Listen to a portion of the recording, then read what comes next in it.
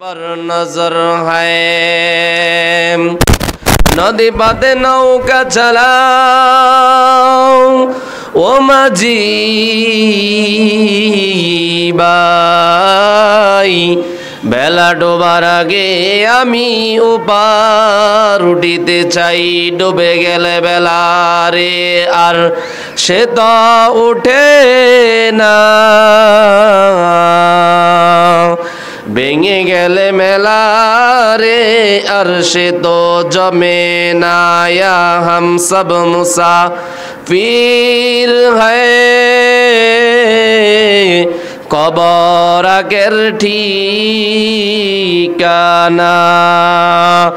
কোই আগে রওয়ানা হ্যায় কোই পিছে রওয়ানা নদীর পার ভাঙে ও পার গরে এই তো নদীর খেলা সকাল বেলার দনি রে তুই সন্ধ্যা ফকির বেলালা ইলাহা ইল্লাল্লাহ লা ইলাহা ইল্লাল্লাহ লা ইলাহা ইল্লাল্লাহ লা ইলাহা ইল্লাল্লাহ লা ইলাহা ইল্লাল্লাহ লা ইলাহা ইল্লাল্লাহ হাতে করো হাতের কাম পায়ে করো পায়ের কাম জবানে শুধু জিকির করো আল্লাহ তাআলার জাতি নাম লা ইলাহা ইল্লাল্লাহ লা ইলাহা ইল্লাল্লাহ লা ইলাহা ইল্লাল্লাহ লা ইলাহা ইল্লাল্লাহ বাইজান জবান বন্ধ রাইখেন না জিকির করা সাইরেন না এ জবান একদিন বন্ধ হবে এ জবান একদিন বন্ধ হবে হাজার চেষ্টাও খোলা যাবে না লা ইলাহা ইল্লাল্লাহ লা ইলাহা ইল্লাল্লাহ লা ইলাহা ইল্লাল্লাহ লা ইলাহা ইল্লাল্লাহ লা ইলাহা ইল্লাল্লাহু মুহাম্মাদুর রাসূলুল্লাহ সাল্লাল্লাহু আলাইহি ওয়াসাল্লাম। আলহামদুলিল্লাহ, লক্ষ কোটি শুকরিয়া যে মহান রব্বুল আলামিন, যে মালিক আমাকে এবং আপনাকে জুমার দিন মসজিদে আসতে পেরেছি এবং কি সবার আগে আগে যে মহান রব্বুল আলামিন আমাদেরকে মসজিদে আসার জন্য হিম্মত দান করেছে, সকলে একই সুরে আওয়াজে ঈমানি সুরে বলে আলহামদুলিল্লাহ। তার সাথে সাথে লক্ষ কোটি দুরুদুস সালাম সাইয়্যিদুল মুরসালিন খাতামান নবীন হাবিবে কিবরিয়া রসুলে আম্বিয়া জিন্দা নবী হায়াতুন নবী হযরত মুহাম্মদ মুস্তাফা সাল্লাল্লাহু আলাইহি ওয়াসাল্লামের উপর। আল্লাহ পাক রব্বুল আলামিন যাকে ইচ্ছা করে ভালোবাসেন, আল্লাহ তাআলা যাকে চান সেই ভালো কাজ করতে পারে, আর যারা আল্লাহ তাআলা যাদের ভালো চায় না আর তারা ভালো কাজ করতে পারে না। একটা জিনিস আপনি নিজে নিজেই যাচাই করেন, দেখেন মসজিদে মিন্নতনগর বিজয়পুর মসজিদ থেকে আজান হয়েছে, জুমার দিন মুয়াজ্জিন সাহেব আজান দিয়েছে হাইয়া আলাস সালাহ, আমরা কল্যাণের দিকে আসি। হাইয়া আলাস সালাহ এটা আরবি শব্দ, বাংলাতে হচ্ছে তোমরা কল্যাণের দিকে আসো। হাইয়া আলাস সালাহ তোমরা কল্যাণের দিকে আসো। হাইয়া আলাল ফালাহ তোমরা কল্যাণের দিকে আসো। আর হাইয়া আলাস সালাহ অর্থ হয়েছে তোমরা নামাজের দিকে আসো। বান্দারা এই এলান শুনেছে, প্রত্যেক দিন তো আজান হয়, কিন্তু আজকে যে শুক্রবার জুমার দিন, গরিবের হজের দিন বলা হয়, সপ্তাহ 7 দিনের থেকে আজকে জুমার দিনটা হলো উত্তম দিন। এই উত্তম দিনে মুয়াজ্জিন সাহেব আপনাকে আহ্বান করছে নামাজে আসার জন্য এবং কল্যাণকর কাজ করার জন্য, কিন্তু আপনি আসতে পারেন নাই। আপনি হতভাগা, বিভিন্ন রাস্তায় বসে আছেন, বাড়িতে বসে আছেন, দোকানপাটে বসে আছেন, এখনও মসজিদে আসার জন্য আপনার হিম্মত দান হয় নাই। আর আমরা যারা মসজিদে এসেছি, আল্লাহ পাক রব্বুল আলামিন বলেন কেউ যদি শুকরিয়া আদায় করে, আল্লাহ পাক রব্বুল আলামিন বলেন তার নিয়ামত বাড়ায় দেয়।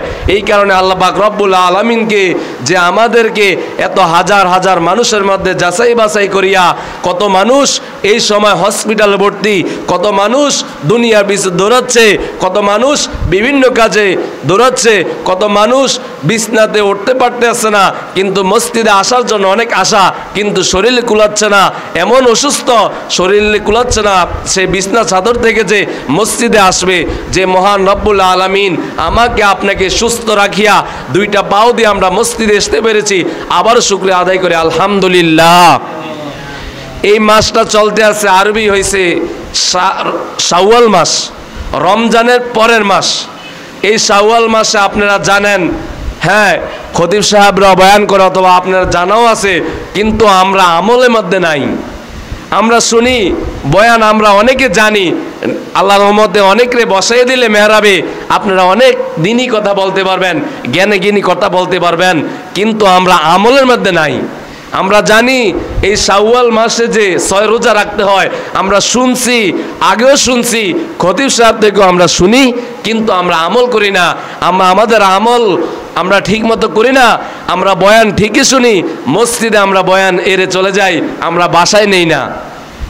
খতিব সাহেব হুজুর যখন মসজিদে বয়ান করে আমরা শুনি, মজা লাগে, কান শু করে আমরা শুনি, কিন্তু মসজিদ থেকে যখন বের হয়ে যায় তখন আমরা আর রোজা রাখি না, নামাজ পড়ি না।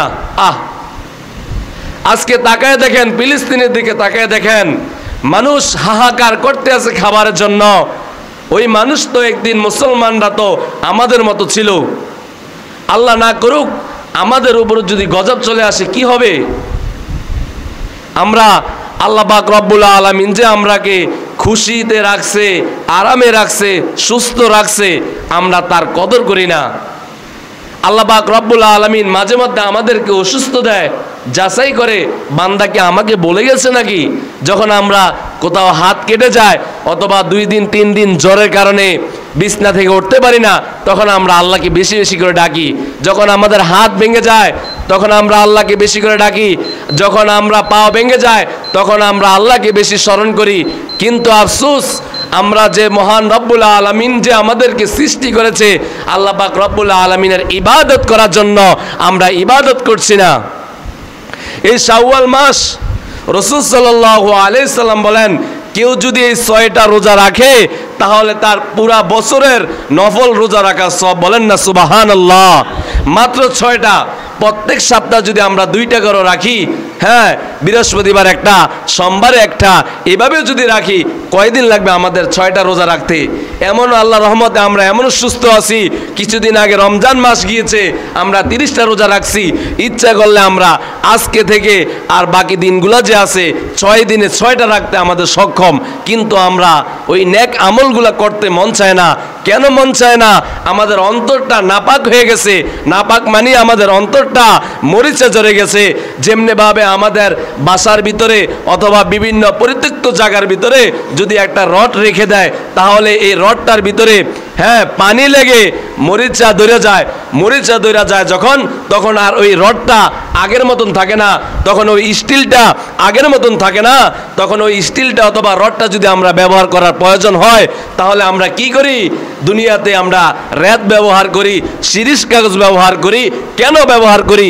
ওই দীর্ঘদিন যে আমাদের ওই লোহাটা, আমাদের স্টিলটা পড়ে আসছিল এক জায়গায়, যে ময়লা লাগছে, ময়লাটা আমরা দূর করে দেই শিরিষ কাগজ কাগজ দিয়া রেত দিয়া লোহাকে আমরা দাঁড় করি, রেত দিয়া মরিচে লাগে গেলে ঠিক ততরূপভাবে আমাদের যে একটা অন্তর আছে, আমরা যখন আজকে জুমার নামাজ পড়ে চলে যাব, আসর পড়ব না, আমাদের অন্তরটা একটা কালা দাগ পড়ে যাব। যখন আমরা মাগরিব নামাজ পড়ব না, তখন আমাদের অন্তরে একটা কালা দাগ পড়ে যাবে। যখন এশার নামাজ পড়ব না, তখন আমাদের অন্তরটার ভিতরে একটা কালা দাগ পড়ে যাবে। এই দাগ পড়তে পড়তে আগামী শুক্রবার পর্যন্ত এক সপ্তাহ যখন দাগ পড়তে পড়তে পড়তে অন্তরটা কালো হয়ে যাবে, তখন মসজিদে আসতে আর ভালো লাগবে না। এমনও যায় বান্দা জুমার দিনও মসজিদে আসে না। আই মুসলমান, বাপে মুসলমান, মা মুসলমান, নিজে মুসলমান দাবি করি, কিন্তু জুমার দিনও আমরা মসজিদে আসি না। অথচ এই মহল্লাতে যদি প্রত্যেক মানুষের যদি ঘরের সদস্য যদি একজন করে আসতো, তাহলে এই মসজিদে পুরে ভরপুর হয়ে যেত, মসজিদও জায়গা হইতো না, প্রয়োজনে আমাদের মাঠটাও মসজিদ বানানো হইতো। কিন্তু আমরা দিনই কাজ করি না, দুনিয়া তো আমরা বুঝি না। আমি সব সময় বলি দুনিয়াটা হলো পরীক্ষার হল। আল্লাহ পাক রব্বুল আলামিন আমাদেরকে পাঠাইছে এই পরীক্ষার হলে। ঠিক তদ্রূপভাবে আমরা যে বর্তমানে এসএসসি পরীক্ষা চলতে আছে, আমরা যখন পরীক্ষার্থী যারা পরীক্ষা দিতে যায়, তখন তাকে একটা প্রশ্ন দেওয়া হয় আর একটা সাদা কাগজ দেওয়া হয়। তোমার মনে ইচ্ছে তুমি যা লিখতে পারো, তুমি যদি সঠিকভাবে উত্তরগুলো দিতে পারো তাহলে তোমার রেজাল্ট ভালো আসবে। আর যদি তুমি প্রশ্ন চেয়েছে একটা, তুমি দিয়েছো অন্যটা, অথবা প্রশ্ন যা এসেছে তুমি তা পারো না, তাহলে তুমি পাইবা ফেল, তুমি পাস পাবা না। ঠিক তদ্রূপভাবে পরীক্ষার হলে যেরকম মানুষকে কেউ ব্যত্রাঘাত করে না, তুমি কেন লেখলা না, কেন তুমি লেখো না, কেন তুমি বেশি লেখছো, কিরকম ম্যাডাম স্যাররা এবং যারা ম্যাজিস্ট্রেট আছে তারা জিজ্ঞেস করে না। হ্যাঁ, শুধু চায় নকল করে কিনা, শুধু এতটুকু চায়, আর বাকিগুলা কোনো কিছু বলে না। তোমার মন চায় তুমি যা লেখো, ফলাফলের সময় তোমার দেখা যাবে। ঠিক তদ্রূপভাবে আমরা যে দুনিয়াতে চলতে আছি, দুনিয়াটা হলো পরীক্ষা হল। এই কারণে আমরা বুঝতে আসি না। বলবে হুজুর হ্যাঁ তো সপ্তাহে একদিনও নামাজ পড়ে না, আমরা সপ্তাহে 7 দিন নামাজ পড়ি, কিন্তু হ্যাঁ তো ভালো চলতে আছে। হ্যাঁ এসির তলে থাকে, হ্যাঁ বিল্ডিং করে লাইছে একটা, এই বিজুফুট দিয়ে বিশাল বড় একটা রাজপ্রাসাদ করছে। আপনি ঠিকই দেখছেন, আসলে তার আমল নামাটা একবারে খালি খালি খালি। বাহ্যিকভাবে হয়তো আপনি দেখছেন তার কাছে টাকা আছে, হ্যাঁ আপনি থাকেন টিনের ঘরে, হ্যাঁ থাকে বিল্ডিংয়ে। আরে হুজুর হ্যাঁ তো নামাজ না পড়ে আল্লাহ তারে ভালো রাখছে। আরে আল্লাহ তো ইনসাফ করে, আল্লাহ তো বলছে পরীক্ষার হল। আর যদি পরীক্ষার হল না হইতো, তাহলে তাদেরকে গজব দিয়া আজাব দিয়া তাদেরকে ধ্বংস করে দিত। আর মুসলমান সব সময় জয় হয়, মুসলমান কখনো পরাজয় হয় না। ঠিক তদ্রূপভাবে আমরা যে মুসলমান বসবাস করতে আছি, ওই বাপে মুসলমান, মা মুসলমান, নামও রাখছে একটা আকিকা দিয়ে মুসলিম নাম রাখছে। আর আমরা সপ্তাহে একদিন এসে আল্লাহর ঘরে হাজিরা দেই। আর আল্লাহ পাক রব্বুল আলামিন এই পরীক্ষার হল তো এই কারণে কিছু বলতে আসে না। যখন আপনি অন্ধকার কবরে চলে যাবেন, তখন বুঝবেন হাই ইমাম সাহেব, মুয়াজ্জিন সাহেব, খতিব সাহেবরা বয়ানে বিভিন্ন বই, ইসলামিক বইগুলোর ভিতরে তো আমরা পড়েছি নামাজ না পড়লে আযাব হবে। আমি যদি করতাম, আল্লাহর কাছে তখন আরজি বেশ করবেন, আল্লাহ যদি আমাকে একটা সপ্তাহ পাঠাই দেন, খানা নাই, দানা নাই, ঘুম নাই, শুধু ইবাদতে করতাম। আল্লাহ বলবে না, ও নিমুখ হারামেরা, তোমাকে 60 বছর দিয়েছি, 70 বছর দিয়েছি, 100 বছর দিয়েছি, 50 বছর দিয়েছি, তোমার 50 বছরে কি কোনোদিন সময় হয় নাই? ওই দিনকেও বাঙালি মুসলমানরা তখন আল্লাহর সাথে মিথ্যা কথা বলবো, আল্লাহ আরে আমি তো করতে পারি না, অসুস্থ ছিলাম, আমি তো রোগী ছিলাম, আমি ব্যবসা বাণিজ্য ছিলাম। যখন যে বলবে অসুস্থ, আল্লাহ পাক রব্বুল আলামিন হযরত আইয়ুব আলাইহিস সালামকে ডাক দিয়ে বলবে, ও আইয়ুব আপনি এদিকে আসেন। নবী আইয়ুব যখন আসবে তখন বলবে, ও নিমুখ হারামরা, তুমি কি অসুস্থ ছিলা? তুমি সাধারণ একটা মাথা ব্যথা ছিল, শরীরটা একটু জ্বর ছিল, তুমি জুমার দিনও মসজিদে আসতে পারো নাই। আর আইয়ুব আলাইহিস সালাম 18 বছর এমন অসুস্থ ছিল, পুরা শরীর থেকে মাংসগুলো আলাদা হয়ে গেছে, ছেলে সন্তান, জায়গা জমি, বউ সবাই চলে গেছে, তারপরেও আল্লাহর ইবাদত ছাড়ে নাই। এমনকি হাদিসের কিতাবে এসেছে পুরা শরীরটা যখন পচে পচে জিভ বাড়া আসছে, তখনও আল্লাহ তাআলার নাম তখনও ছাড়ে নাই। হযরত আইয়ুব আলাইহিস সালাম এমন অসুস্থ থাকার পরেও যদি নামাজ পড়তে পারে, আর আমি আপনি কি অসুস্থ হয়েছি। আরে ভাই, আমরা সপ্তাহে একদিন মসজিদে আসি। আমরা যদি কোনো একটা কোম্পানিতে চাকরি করি, কেউ যদি ইপিজির চাকরি করে অথবা কোনো একটা কোম্পানিতে চাকরি করে, তাহলে সপ্তাহে 7 দিন যাইতে হয়। যদি একদিন না যায় তাহলে বেতন থেকে কমায় দেয় এবং হাজিরা বোনাস থেকে কমায় দেয়। আর আপনি যে আল্লাহ আপনাকে সৃষ্টি করেছে, ছোট থেকে বড় করেছে, আপনি কথা বলতে পারতেন না, আল্লাহ পাক রব্বুল আলামিন আমাকে আপনাকে কথা শিখাইছে, হাঁটা শিখাইছে। হ্যাঁ, আপনার মাথা আমার মাথার ভিতর বুদ্ধি দিয়েছে, বয়ান দিয়েছে, রেকর্ডিং করে কথা রাখতে পারি এমন একটা জিহ্বা দিয়েছে। এই মাইক চলতে আছে, যখন কারেন্ট চলে যাবে মাইক চলবে না, কারেন্টের লাগিয়া হ্যাঁ আইপিএস দরকার হবে, ব্যাটারির প্রয়োজন হবে। কিন্তু যে মালিক আমাকে আপনাকে এই জিহ্বাটা দান করেছে, এই রব্বুল আলামিন এই যে দান করেছে, আমরা তো কোনোদিন কি শুকরিয়া আদায় করছি? কোনোদিন কি জিহ্বার চার্জ দিয়েছি? দেই নাই। আল্লাহ তো রহমান, আল্লাহ তো রহিম, আমাদের জন্য রহমত করেছে। বর্তমানে একটা জিনিস আমাদের দেখা যাচ্ছে, ফিলিস্তিন ইসরায়েল বাহিনীরা মুসলমানের উপরে অত্যাচার করতে আছে, আর মুসলিম তো নামাজে পড়ে না, নিজের বেলা তো খবর নাই, পার্শ্ববর্তী ফিলিস্তিনদেরকে কি সহযোগিতা করবে, কিভাবে করবে? নিজে তো নামাজ পড়ে না, নিজে তো ইসলামের পথে নাই, ওই মুসলিম ভাইদেরকে কি সহযোগিতা করবে বাংলাদেশে থাইকা? হ্যাঁ, আপনি করার সুযোগ আছে, কিন্তু আপনি ইমানি জজবা দিয়ে করেন না। আল্লাহ পাক রব্বুল আলামিন বলছে কোরআন শরীফে, সবসময় মুসলিমরা জয় হবে।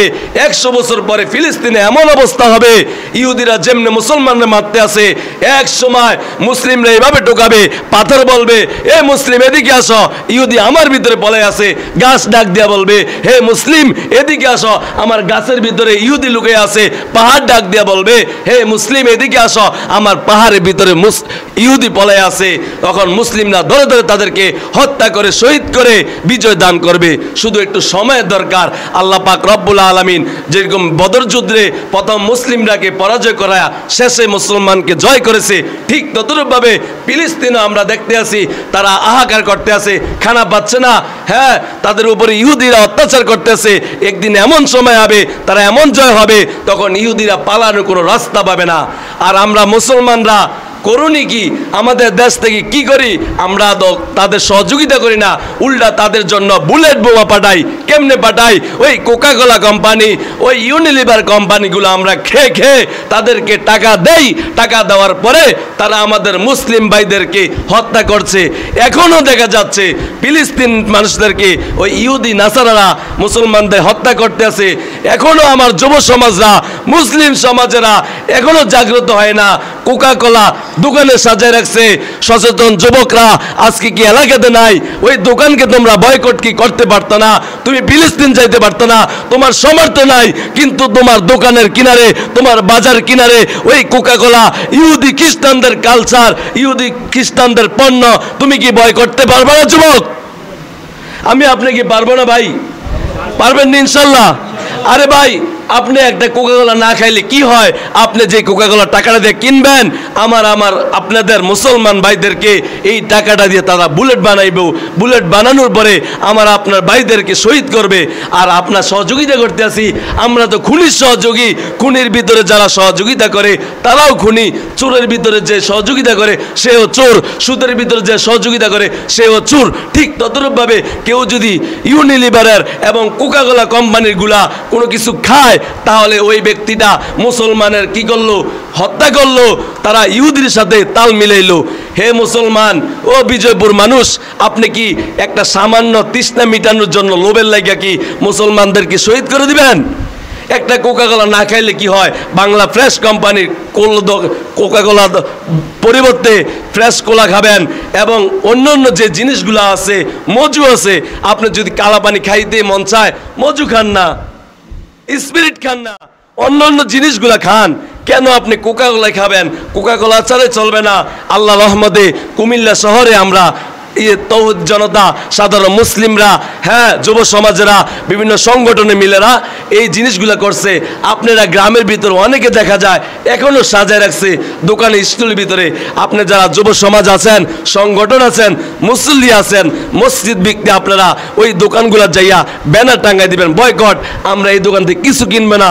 যখন আপনি এই বিজেপুর এই মহল্লা থেকে ওই দোকানগুলো থেকে কিনবেন না, তখন দেখবেন তারা ওই ইহুদিদেরকে, ওই ইহুদি জিনিসগুলো দোকানে রাখবে না। আমি আপনি খাই দেখে তো তারা রাখে। আজ যুবক সমাজেরা কোকাকোলা কোনো কোম্পানি এবং কি যারা ইসরায়েলি বংশধরেরা জিনিসপত্র বিক্রি করে, এই জিনিসগুলো আপনার এলাকা ঢুকতে দিবেন না। হ্যাঁ, আমরা এই ফিলিস্তিনের পক্ষে বিক্ষোভ মিছিল করেছি, কিন্তু কিছু অসাধু সন্ত্রাসীরা এই নাম দিয়া লুট করেছে আমরা কিছুদিন দেখেছি। হ্যাঁ ভাই, এই যে ব্যবসায়ীরা কোকাকোলা কোম্পানি কুমিল্লা আলেকাসুর, তারা তো আমরা মুসলিম ভাই, আমাদের দেশের ভাই, তারা তো হ্যাঁ ব্যবসা করে। হ্যাঁ, তাদেরকে বলবো আমরা এই জিনিসগুলো আপনি বিক্রি করবেন না, কিন্তু আমরা হামলা করব কেন? আরে ভাই, আপনি আরেকজনের জিনিস নষ্ট করবেন কেন? আল্লাহ পাক রব্বুল আলামিন তো বলেছে, আল্লাহ বলছে আমার হক মাফ করে দিব, কিন্তু বান্দার হক মাফ করব না। হ্যাঁ, ইসরায়েলি জিনিসগুলো সে রাখছে, কিন্তু আপনি তাকে বয়কট করবেন অথবা তাকে বুঝাবেন ভাই এই জিনিসগুলো রাখবেন না, কিন্তু আপনি যাইয়া বাটা কোম্পানির উপরে বাংসুর করিয়া আইনা জুতা পরবেন, এইটা নিয়ে আপনার হালাল, এইটা নিয়ে আপনি যুদ্ধ যাবেন, ফিলিস্তিন ভাইদের সহযোগিতা করবেন। আরে আপনি তো চোর, আপনি তো ডাকাত, আপনি মানুষের দোকানে যে হামলা কইরা জিনিসগুলা নিয়ে আসেন, আপনি কি সহযোগিতা করবেন মুসলিমদের? কি তারা যে তো না বুঝে ওই ইসরায়েলি জিনিসগুলা বিক্রি করতেছে, আমরা বোঝাবো ভাই এগুলা বিক্রি করবেন না, কিন্তু আমরা উত্তেজিত হইয়া হ্যাঁ অন্যর কথা শুনিয়া আমরা একে অপরেরকে হামলা করব না, মারামারি করব না, শুধু এতটুকু করব আমাদের এলাকা থেকে ওই সব জিনিসগুলা বয়কট করে দিব। কিন্তু কি বলবো, দুঃখের বিষয়, এখন ওলামা কেরামের ভিতর সিটারি বাটপারি ঢুকে গেছে। বাংলার 3 আলেম গেছে ফিলিস্তিন বলে গেছে, ফিলিস্তিন গেছে, তাদেরকে সহযোগিতা করব, যাইয়া মুসলমানদেরকে বাংলাদেশ মানুষকে মেসেজ দিতে আছে ফিলিস্তিন কিছু হয় নাই। আরে আমরা খবর দেখতে আছি, তাজা খবর, সাংবাদিকদেরকে নিয়ে পুরো সাই করে দিতে আছে, মুসলিম মানুষদেরকে মা বোনেদেরকে ধ্বংস করে দিতে আছে। আর বাংলার 3 যুবক ওই ইহুদিদের দালাল যাইয়া কইতে আছে, কয় ওই দেশও নাকি একটা টোকাও পড়ে না, 100 গজ পর্যন্ত নিরাপত্তা আছে, কোনো সমস্যা নাই, মসজিদুল আকসার ভিতরে কোনো সমস্যা নাই। আরে ভাই, তুই গেছস বালা, তুই সেলফি তুলতে গেছস, তুই তো মসজিদুল আকসার গেছস না। মসজিদুল আকসার মধ্যে আমরা ভিডিও ফুটেজ দেখছি, আর মুসলিম ফিলিস্তিনে আমরা খবরে দেখেছি তাদেরকে শহীদ করতে আছে। এই ইহুদি দালাল উলামায়ে কেরামের ভিতরে ঢুকে গেছে, সাধারণ মানুষের ভিতরে তো ঢুকবেই, আমাদের আলেম সমাজের ভিতরে ঢুকে গেছে। এই কারণে আপনারা এই জিনিসগুলো খেয়াল করবেন। আপনি হয়তোবা সোশ্যাল মিডিয়াতে পত্রিকা দেখেছেন তাদের বিরুদ্ধে কথা, তারা 3 জনে যাইয়া আলেম, অনেক বড় মাপের আলেম, যাইয়া একটা সেলফি তুলছে, তোলার পরে বলতে আছে ফিলিস্তিন কিছু হয় নাই, ফিলিস্তিন অক্ষ আছে। হ্যাঁ, ফিলিস্তিনদের ইমামদের সাথে আমরা কথা বলেছি, ওরা হলো বাটপার, ওরা ইসরায়েলি বংশধর, তারা জিলাপিগুর সিন্নিগুর, কথা কোন ঠিক কিনা? মুসলমানকে শহীদ করে শেষ করে বলছে, আর সেই বলতে আছে মুসলমানকে কিছু করে নাই। তাই এই কারণে সারা বাংলাদেশ থেকে আগামীকাল 12ই এপ্রিল ঢাকা সরদা উদ্যানে দল মত নির্বিশেষে রাজনীতিক অরাজনীতিক এবং বিভিন্ন সংগঠন, বাংলাদেশের বড় বড় আলেম উলামায়ে কেরাম ডাক দিয়েছেন। আমরা যারা মন চায় ইমানি জজবা যদি থাকে, তাহলে আগামীকালকে আমরা এই সমাবেশ ইনশাআল্লাহ আল্লাহ পাক রব্বুল আলামিন আমাকে এবং আপনাদের সকলকে ইসরায়েলের পক্ষ হয়ে ইসরায়েলের সমর্থন করে মুসলমানদের সহযোগিতা করার তৌফিক দান করে সকলে বলেন আমিন। আমরা এই মসজিদে আসি, একটা জিনিস বলি, আমি তো আপনাদের এখানে প্রতিদিন আসি না, সপ্তাহে একদিন আসেন, আগে আগে চলে আসেন। যিনি বয়ান করবে 2টা কথা তো শুনবেন, পুরো সপ্তাহ তো বিভিন্ন কাজে ব্যস্ত থাকেন, সপ্তাহে একদিন আসবেন। আপনারা আসলে তো অনেক কথা বলা যায়, খালি মাঠে তো আর কথা বলতে মন চায় না। আমি হোক আর অথবা যে হোক, যে নামাজ পড়াক, কিন্তু কম 1-2 আইলে তো ভালোভাবে বয়ানও করতে পারে না, বিভিন্ন বিষয়গুলো তুলতে পারে না।